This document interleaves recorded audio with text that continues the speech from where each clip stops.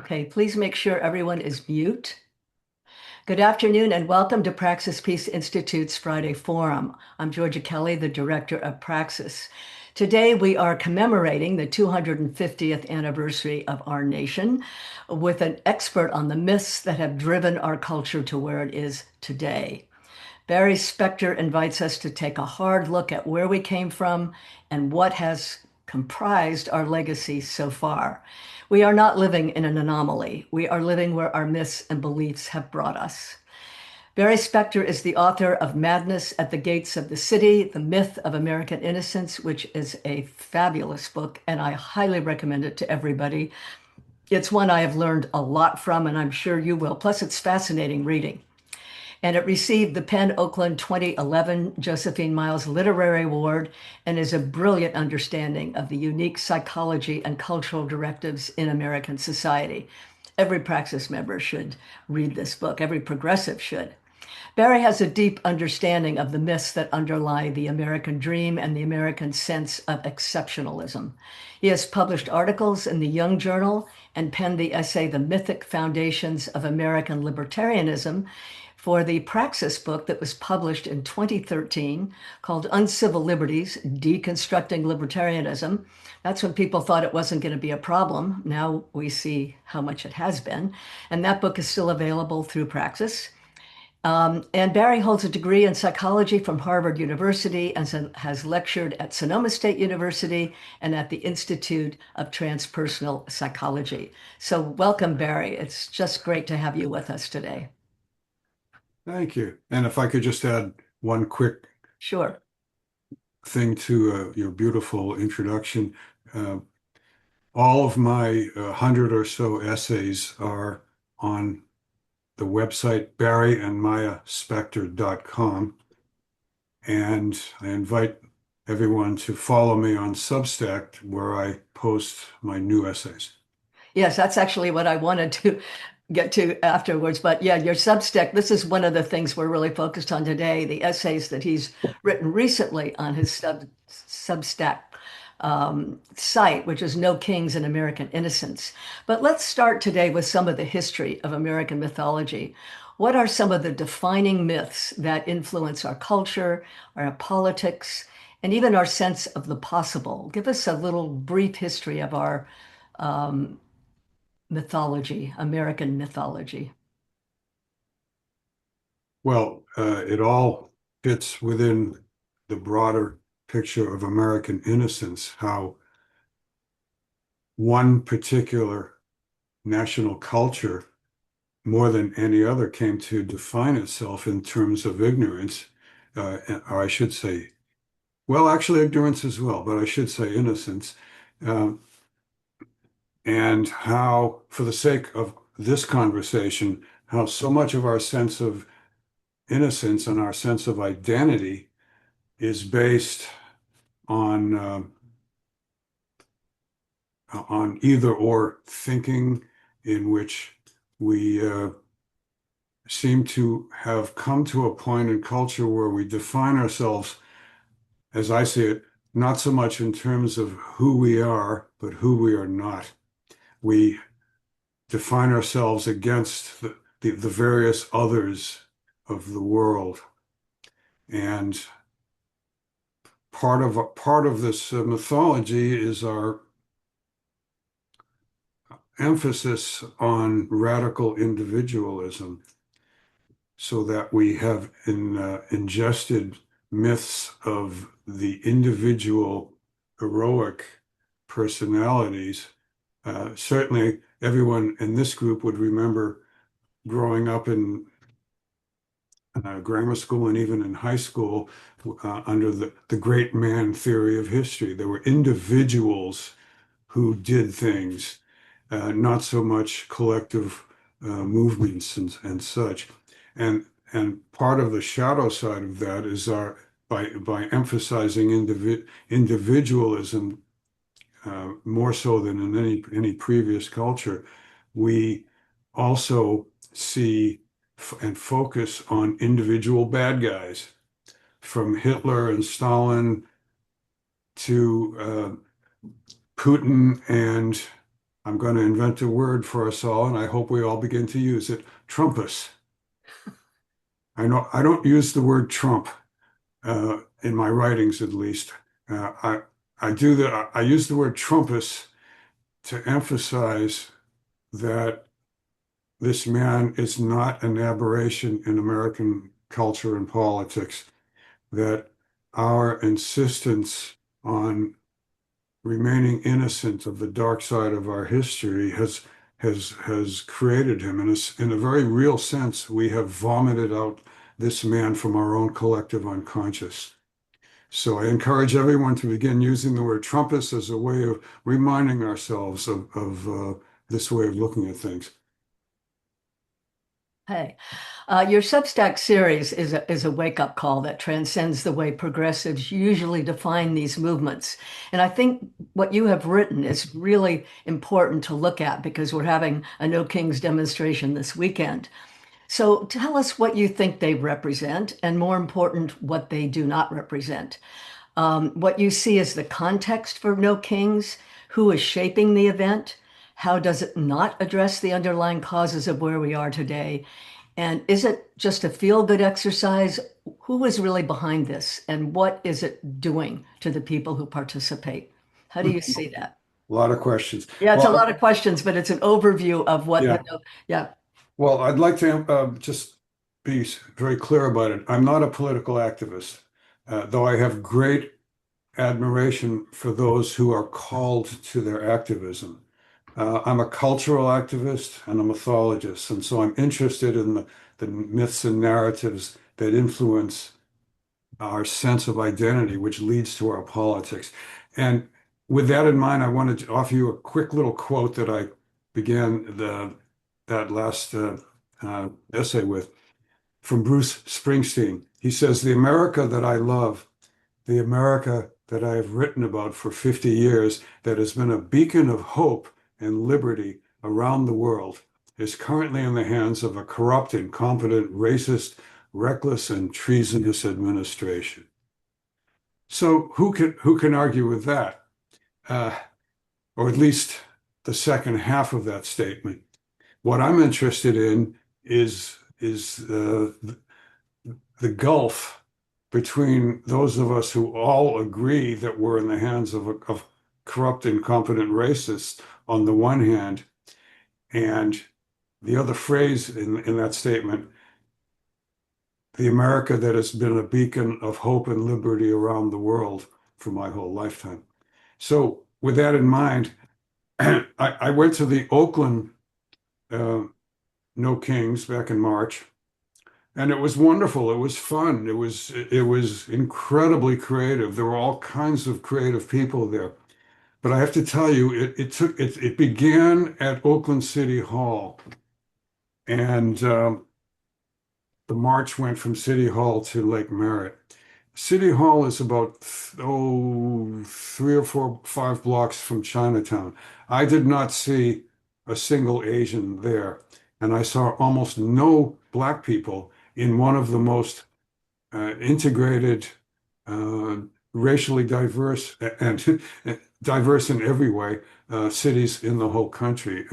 And I began to wonder, why didn't they start the march in Fruitvale, where they where the organizers could have potentially motivated hundreds, if not thousands, of people of color to come out, people who are really the ones who are suffering under this fascist regime that we all know about.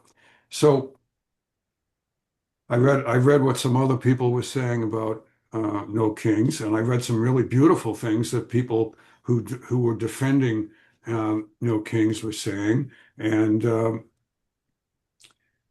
and I don't disagree with any of the things, but I read what some of the other people who were criticizing No Kings were saying, and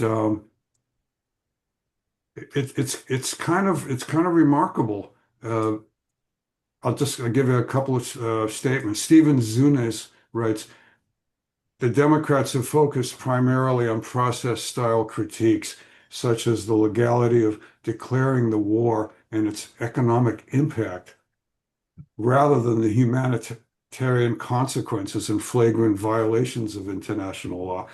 So I would say if money being wasted is your primary objection to mass genocide, then you are not anti-war.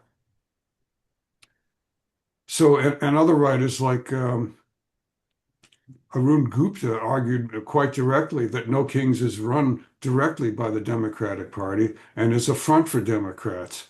In fact, he went so far as to say that No Kings is APAC approved.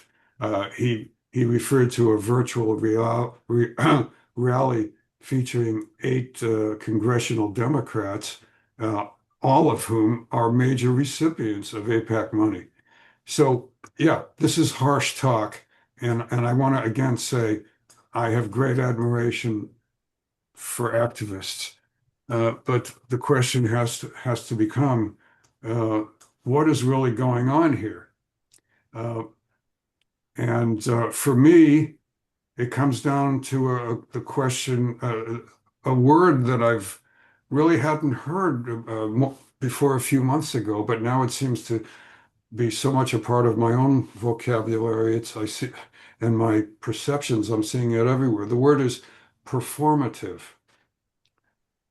So uh, to take to step back from politics to identity and mythology, uh, it seems to me, it has seemed to me for quite a long time that most of our politics has become almost increasing, almost identical with entertainment. That we perform much of our politics, and what does that mean? I would say has something to do with preaching to the choir, a lot to do with that we perform. If we look at any of our oh any of let's take some of our worst examples. Presidential debates, the softball questions that are lobbed at the candidates without giving any real alternative possibility of response. That's performing politics. And Trumpus, of course, has made an entire career and an art form of it. But again, I have to emphasize that he is enacting our own myths for us. He's a perfect example of performativity, but he's also a mirror. So what I think I saw a lot of at No Kings was people performing. And what were they performing? They were performing identity because they were making really creative, funny signs and songs that made people who agreed with them laugh. In other words, they were performing their identity, stating uh, their being part of of their identity of the tribe. They were telling other tribe members that they were part of the tribe. And again, I have to keep insisting uh, that I do admire activists, and I really hope that the No Kings activism will really push Democratic politicians past their comfort zone of supporting genocide. Uh, but again, we just have to look at what appears, at least in my perception, to be real. That we're performing our politics, and that's in the sense that, in this sense, there's almost no difference between No Kings and MAGA rallies. In each case, the majority of people appear to have been performing to show their membership in a tribe. They were just different tribes. Mhm. Yeah, this is kind of startling in some ways, and I think it leads us to having you describe what, for people who don't know, what the Overton window is, how the No Kings demonstrations might fit into that window from what you were just saying, if the Democratic Party is indeed behind it? Oh, why don't you do that? You're probably better at that than I am. I don't have to take up all the talk here. Okay. Well, okay, I will. And then I want to go to you on some of the specifics. But the Overton window, if you haven't heard, is really the parameters of what is acceptable discourse. Like at the debates that Barry was just talking about, they're set in a particular frame and they're not going to ask difficult questions. They're not going to ask about AIPAC. They're not going to ask about Israel and Gaza. There are certain questions they will not ask. They're not part of the acceptable discourse. If you look at the New York Times, or which is a pretty mainstream newspaper, you will see the kind of positions they often take just by the adjectives they use that are part of defining what is acceptable and what is not acceptable in the discourse in the country. So I think it's important to know that there are limits on what is acceptable. And Barry didn't bring it up, but he did in his Substack. Some of the different signs, where there were signs that were very much were part of the tribe and we oppose war or whatever, and we oppose this regime. But then there are also people who would have anti-Putin signs with not a sense of maybe there's a disconnect here. Maybe it's not totally connected. And I think if you want to say anything about that, I know we can alienate people, Barry, when we get into this, Yeah, but let's say a couple of words about Putin. yeah, let's do it. Every afternoon, I'm listening to KPFA, as I'm sure many of you are. At 3 o'clock, at least 4 days a week, this guy Ian Masters comes on, and I have a running joke with my wife. He's going to mention the word Putin in the first 30 to 45 seconds each time, and usually I win the bet. So what's going on here? I think I started talking about this quote from Bruce Springsteen about America being the great beacon of hope and so on. Uh, I think what more than anything, as I see it in these times, what divides those of us who are still consciously or more likely unconsciously consuming the myths of American innocence on the one hand, and on the other hand, those of us who, at least part of the time, are stepping out of our own sort of mythological comfort zone and being willing to ask the more profound questions. I think there's no more illustrative example than the issue of Russia Gate. Now, I have no doubt that Trump is mobbed up. He's mobbed up with Russian mobsters and he's mobbed up with American mobsters and probably mobsters from 100 other places. But starting in 2015 or after the election of 2016, the Democrats took this, what I would call this narrative of Russiagate, and began to, and have continued for the last 10 years, to focus on Trump as a puppet of Putin, as a way, whether it's true or not. I don't even care if it's true or not, but the narrative is there as part as a base part of the Democratic National Committee and its major elected officials. It's a narrative that explains, first of all, it explains Hillary Clinton's loss in 2016. It also goes a long way to explain in their ideological framework to explain every other loss that Democrats have suffered in the following 10 years. And Yeah. I have no doubt that Russians have interfered in American elections, just as the U.S. has interfered in the elections in practically every country in the globe. But I also have no doubt that compared to Israeli influence on American elections going back at least as far as the mid 1960s, that the Russian influence is quite minuscule, that the real issue, especially in the last couple of years, but looking back over several generations, how every president since Johnson, from Johnson onward, has been willing or been forced or been blackmailed, if you will, into being a mouthpiece for genocide. So, but here we are in this gulf. The gulf is Russiagate.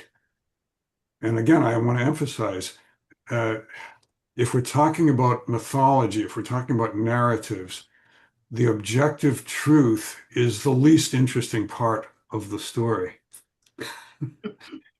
The story is the story that we unconsciously adhere to, and which uh, sets the baseline for our interpretation of so-called reality and real politics. I think it's very interesting what you were saying, the quote from Bruce Springsteen, because it shows how he totally bought the myth and doesn't question the myth. And questioning is something that I think when we're emotionally triggered, we don't tend to question things so much or even at all. And when I talk to people, especially about the election, how they voted, a lot of times it was an emotional trigger that caused the way they vote. And even people who are very well educated, and I would think things through, still ended up reacting to an emotional trigger. So I want to talk a little bit about that. But there's one, and I know we're running out of time because I want to have questions from people on the call. But I wanted to follow up a little bit on the Overton window that we were talking about a few minutes ago, Yeah. because many of the liberal icons or the people that maybe are members and people who we know watch MS Now, they watch Rachel Maddow, they read Heather Cox Richardson.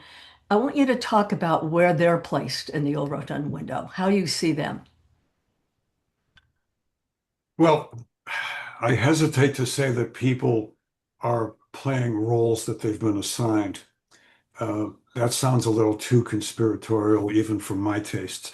But if we look at it from the perspective, Noam Chomsky spoke and wrote a lot about this, that you rise to the level of high academics or high media uh, performance in so-called news and interview stories and the major newspapers, the arbiters of taste and who are in fact showing us the edges of that Overton window. You rise not because necessarily because you're a con man and are just willing to say anything that the billionaires want you to say, although there are plenty of them. But most of them rise because they actually buy into the whole mythology of it all, the political mythology. I remember an interview with Chomsky in which some outraged interviewer was telling him, "Are you saying that I'm lying for the rich owners of the network?" And Chomsky said, "Of course not. You got to this place because you actually believe what you're saying." Yes. I forget what your question was. Well, no, I just wanted because you were framing this, where the people are that we listen to now, the Rachel Maddows, the Heather Cox Richardson, even Tom Hartman. Where do you, or an alternate, different news sources? Well, Alternet is interesting. Okay, I get two or three emails from them every day me too. in which there are 8 to 10 stories. And of those 8 to 10 stories, seven or maybe all, sometimes all 10 of them have Trump in the headline of the story. Trump, of course, will be our shorthand for Trumpus. Uh, Mhm. uh, yeah, they're good people. Another thing I want to say is that I've done a lot of research into public uh, positions on over 45 issues. The great majority of the public, including large numbers of Republicans, are in strong agreement on most of the major issues. And in every case, they're to the left of the Democratic Party. Can you give some So, examples? oh, it's in that article. I mean, read the Substack article. I listed them all with the links. So, I mean, Heather Cock Richardson, for example, uh, as I see it, um, and as some of the other researchers and writers that I quoted in the articles saw it, is basically a mouthpiece for the Democratic Party, who has completely ignored um, issues of race and the whole Israel issue.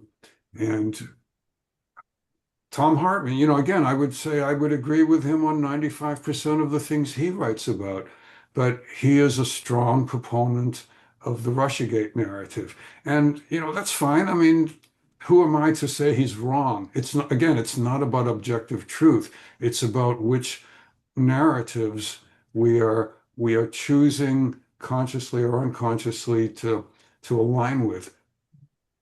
Yeah, I think that's very interesting.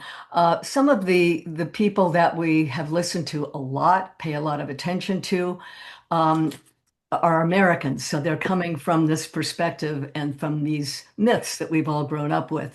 But I've noticed, and I've been watching a few YouTube programs with some extraordinary thinkers that aren't Americans. Yanis Varoufakis, for one, who was the former Greek finance minister, an extraordinary, brilliant man who really has the overview of what's going on in the world and is not stuck in parameters of an Overton window. Jeffrey Sachs is another. I mean, there's some really extraordinary people. They're not in our mainstream media, but they're on YouTube.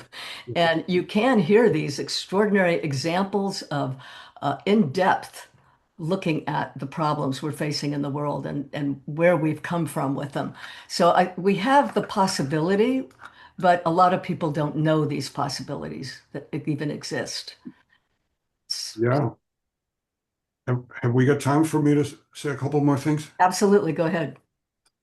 You know, I started out by saying that I have nothing but respect for those who are called to their activism, and we haven't had time to get into this aspect of things, but it's all there in my article that if we consider the wisdom of older traditions, uh, many of them speak about the calling. And I absolutely encourage everyone, if you're called to your politics, then go for it. Uh, Here's a short quote from the Gospel of Thomas, one of the Gospels that never made it into the official New Testament. If you bring forth what is within you, what you bring forth will save you. If you do not bring forth what is within you, what you did not bring forth will destroy you. And one other one, Howard Thurman, mentor to Martin Luther King and also to our deceased friend from Sonoma, whose name is Sam Keen. Sam Keen. He wrote a little short line. He said, "Don't ask what the world needs. Ask what makes you come alive and do it. Because what the world needs is people who've come alive." Mhm. Beautiful. I do want to open up maybe one last thing I wanted to ask you to just comment on is media literacy, because I think we're deficient in it in our culture. And maybe there's a uh, couple of steps we could take where we stop before we're buying into something we're reading.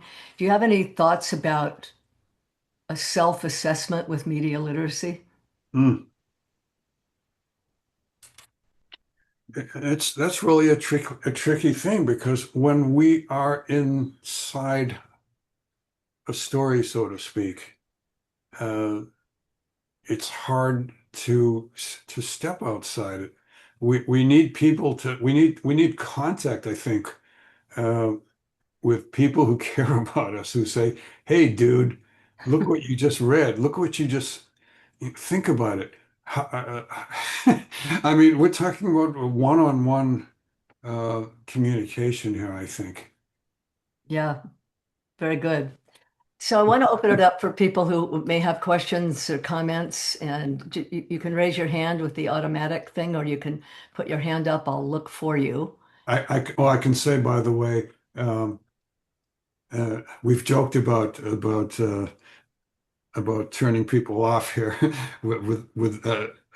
I'm trying not to be a scold about this. I really do want to encourage people to be the best we can be about this. But you know, when I published within a day or two after I published that article, I lost about 15 or to 20 followers on Substack who just I guess I just provoked them and they didn't want to read too far into the thing. So um, What do you think were some of the triggers for people? well, obviously the title. No, no kinks. Yeah. I so what are you going to do? We have to we have to be who we are and say what we think is real. And with that in mind, tell me what you think, or Yeah. ask. Okay, I'm looking to see if we have any. So, Go ahead, Michelle. hi, I'm very interesting. And I want to read the article, Georgia. I'm going to send it to everybody. I'm going to send the whole So, series to all of you on the call. so on the performative politics, I totally you've got it right on there. I mean, it's just amazing. And I think of the No King's March, and I've done two of them. And I'm not an activist. I've never marched before, really. But it was amazing to me to see all the little balloons and the characters and the little animals, to make it a to make it friendly versus the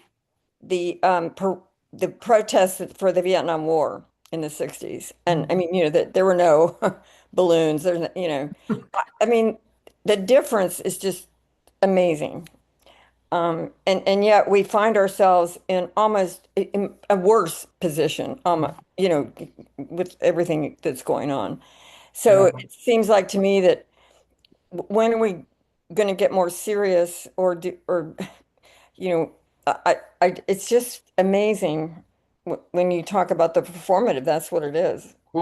You know, there have to be consequences, don't there? I mean, as you're speaking, I thought I went back to 1966, was it? Mhm. The crossing of the Edmund Pettus Bridge. What was, am I close in time to this? Somewhere between 4 and 6. Yeah. Yeah. That march had consequences. Those people knew that they were going Yes. to get beat by the cops, but they marched anyway. Right. There are no consequences to Right. well, I mean, who knows? Maybe there are. Maybe there's ICE agents there taking videos of everyone. Who knows? Yeah. But you know, one of the more cynical writers spoke about asked um, is no kings before or after brunch? Oh. Yeah, no balloons in the Vietnam protest, no balloons in Selma. It's Well, interesting. I hadn't thought about that contrast. there was plenty of political theater back in the Oh 60s. yeah, I mean, yeah. of But course real there was. theater. Yeah, and I'm not sure if I can even quickly define what the difference would be. Maybe it just has to do with this issue of consequences. I don't know. Yeah, something to think about. See, Ray has his hand up. Yes, yeah, I have some thoughts about that. Yeah, I agree with the performative part, but it also I think that is more conscious in reaction to the very negative, violent, performative aspects of the whatever the Trump administration is doing.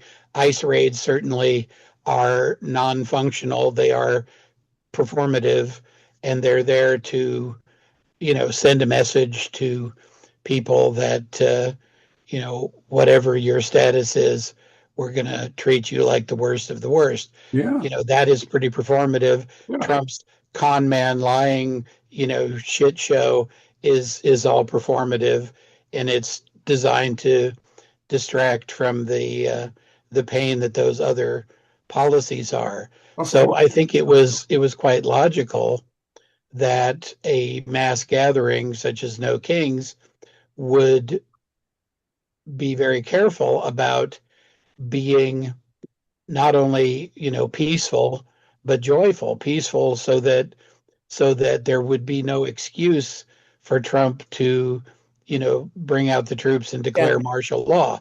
That was a very open stated strategy. And secondly, to bring joy to it, to show that we are the positive people. We are the ones that are advocates of actual democracy, and we are challenging, the fascism that is brewing in our midst. I think that's all very conscious, and that kind of performative, I think, was very thoughtful, very helpful. But it's not just speaking to the choir. It is it is lining up and being counted, and that has very distinct political pressure. And that is the point, in my view, that you are there being counted and showing that the volume is not something that you're just going to roll over with your bullshit. And that's really the very solid way of pressing back. So that's my take on it. I, I hope you're right. Mhm. You know, I don't hear anything that you're saying that I'd want to argue against. I guess the question is, um, and we won't know for a while, whether those who really do have the potential to at the elected level to affect change, any meaningful change, uh, are being influenced. I hope you're right. You know, I don't see it happening yet, but I hope you're right. Yeah, it's hard to know with demonstrations like that where they're really leading. Um, does someone else have their hand up? Um, okay, Gina, go ahead. Hi. I just wanted to back up what Ray just said because I completely agree with Ray, everything you just said. And I'm just going to use a little example for personal. So I participated in two No Kings marches. And then I go, and you know what? One of the things one of the props, if you want to call it that, I bring is my little American flag that I also use at 4th of July. Now, I was a little bit young for the civil rights movement, but I was involved in the environmental movement in my 20s. And I went to a lot of various marches and protests, fighting a dam being built. And I never back then for a minute thought about bringing an American flag. But the reason I bring an American flag now, and I think a lot of other people do, is to say, you know what? It's just not the far right who gets to own the American flag and Donald Trump hugging it and et cetera, that you see.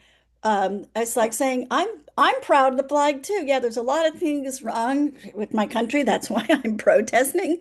But coming from the roots of an immigrant family, my grandparents are all from Greece. So we were raised to understand one, I probably wouldn't exist because my parents would have never met if their parents had stayed in Greece. But just that idea, if the grandparents hadn't come here, life would be very different. And so that's why. So I feel like I want to take that ownership of freedom.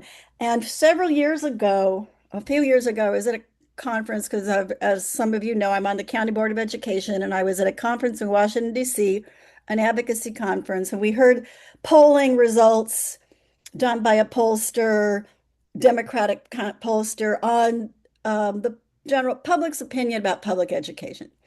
And one of the things she said, she says, Democrats need to own the word freedom. We should talk about, that children should have the freedom for a quality education. That should be one of the. And why are you just letting Republicans own the word freedom? And I thought, oh yeah, because freedom, you can't supply a good education when you have vouchers, et cetera, et cetera. I mean, I won't go, let's spend a lot of time on that. But the point being, I think we shouldn't just blow off the idea that there's balloons at the march. I mean, so visual, you want attention. Our young people live in the world of Instagram and they want something visual to show themselves there. So anyway, I wouldn't, criticize any of that. I do think the fact that when people show up, it's the visibility of it, among Yeah, I other want to go things. back just a little bit. These are symbols. So, what do the symbols mean, and how do they reflect? Um, how do they reflect the mythology? That are we buying into the mythology when we do that? When we bring the flags along? When we take the language that we think we should believe in because it's part of our mythology? I mean, I think these are real questions to ask. The other one, which was related to that, is do we really have a democracy? I mean, when you really look at it, how the voting works, the Citizens United, the Electoral College, it's really hard to believe. Well, we don't really have time to go there, Yeah, do but I we? mean, this could be a much longer conversation. But I would like to uh, inject an item that Georgia, you and I spoke about yesterday that we haven't had a chance to talk about really quick because this notion of the flag, the flag as it appears internationally, what it represents or may be meant to represent to people across the world. Um, Part of this set of myths and narratives that we unconsciously adhere to, um, a version of it is the notion of America in the world, its place in the world, and its innate goodness. And as, again, going back all the way back to the beginning to what Bruce Springsteen said about being a beacon of hope and freedom in the world. Uh, if we were to think about the dominant understanding of the Vietnam War, and by extension, the Iraq War and the Afghanistan War, as portrayed by another of our most effective and famous myth makers, which would be Ken Burns. Mm. Yeah. The notion arises that, and it arises constantly, repeated absolutely constantly by most of our historians over the past 50 years, that we went there with good intentions. We screwed up. We made terrible, terrible mistakes. It was a great tragedy despite our good intentions. And exactly the same things, as I would see it, have been said about Iraq and Afghanistan, and are already being said about the war in with Yeah. with Iran, even before it's finished. And to me, that's all wrapped up in, or one of the things that's wrapped up in this image of the flag, not so much domestically, but as Gina, as you're speaking about in terms of who can stand for freedom, not just Republicans, but what this flag has represented across the third world for since long before any of us were born. Mm. Good intentions gone bad. that simple phrase can explain really American history for the ever going back to the Mexican War, or even beyond that, in time to the Indian War, to the Indian Wars. If we start with a mythically un Example. uninterrogated Mhm. assumption that we are, as individuals, as tribes, as a nation, that we're moving out into the world with these unacknowledged, uninterrogated assumptions about our innate goodness, which go back to religious assumptions of manifest destiny and Protestant evangelism, all the way back in American history. The basic assumption is our innate goodness. And if we don't interrogate those assumptions, then all of our crimes, all of our genocides, going back our entire history, back to 1621, when the Pilgrims first massacred Indians a year after they got to Massachusetts. If we go, then we're going to see all of our crimes as we're going to be able to excuse them because even if we were stupid, even if we were criminal, even if we were genocidally brutal, we had good intentions. Yeah, that's very interesting. The noble cause, as you called it. The noble cause. And Ken Burns Yeah, bought it. has been the primary um, uh, performer of this mythology. I mean, I love Ken Burns. I love most of what he does. But if you look back at the historical works, the Vietnam War, the Mhm. Civil War, um, that notion of inherent essential goodness is the basic uh, uh, rock of upon which everything else is built.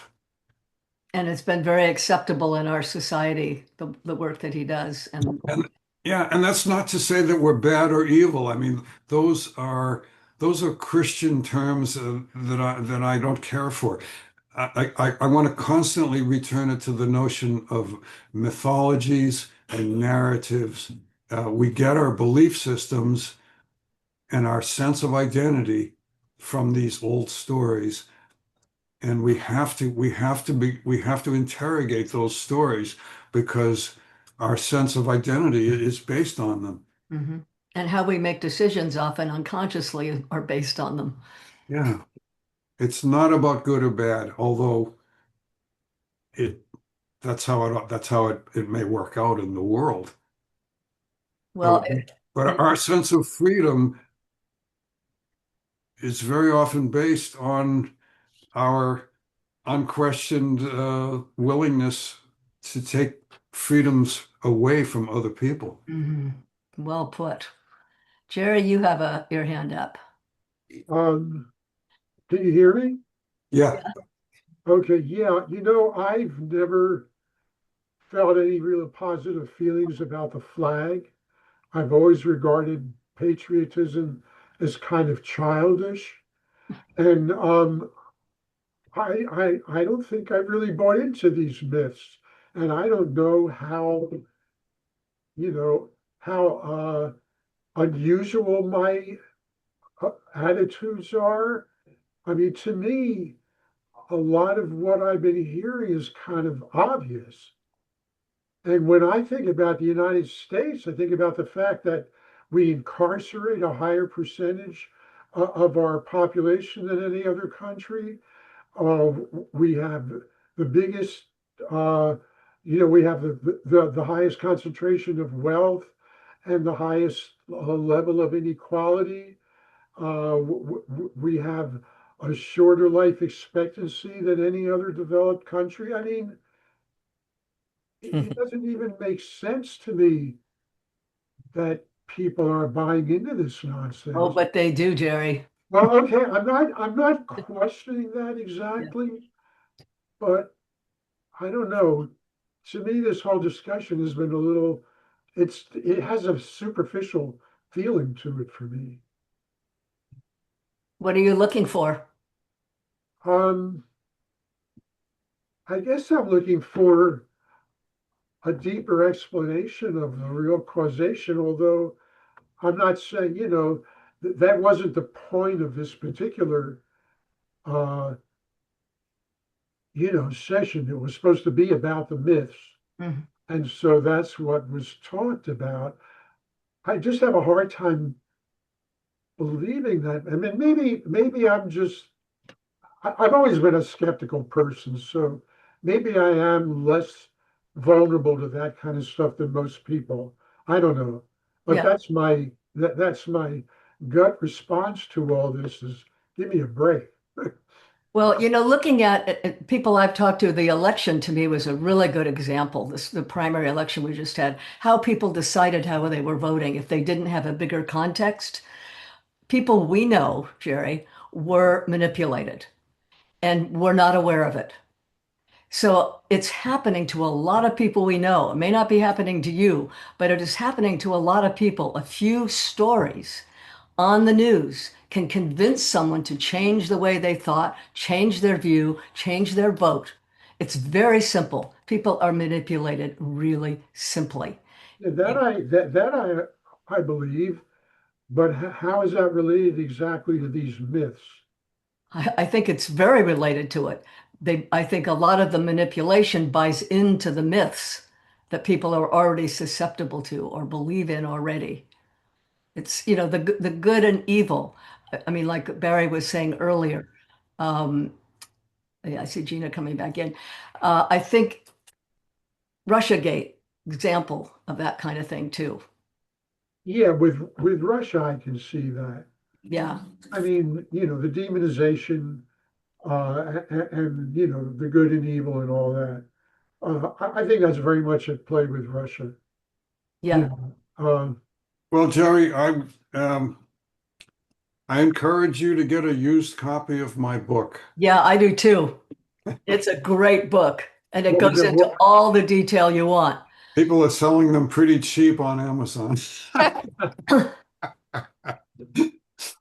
And like I said earlier, I've got over 100 essays archived on my website. Um, And your Substack is great. Thank you. A lot of them go more deeply into the questions of American myth. I mean, I mean, it took me a book to really flesh it out.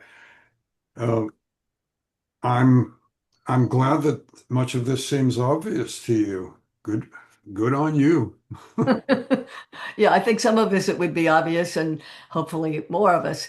And I just want to reiterate the name of the book is Madness at the Gates of the City, The Myth of American Innocence. And it is really superb. It's an incredible book.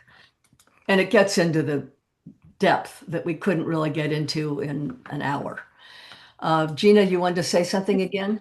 Well, yeah, because you had brought up earlier about media and then Jerry brings asks about how does this problem exist? I mean, it goes to the myth. Like, why do people believe it? It's the stories you've been told. It's what eh, where do you get your information from? Who are you listening to? And that's uh, so and then when the media has all been brought up by people who want to tell the myth, who want you to vote against your economic interests. I mean, if you have the facts and the truth, let's take healthcare as an example.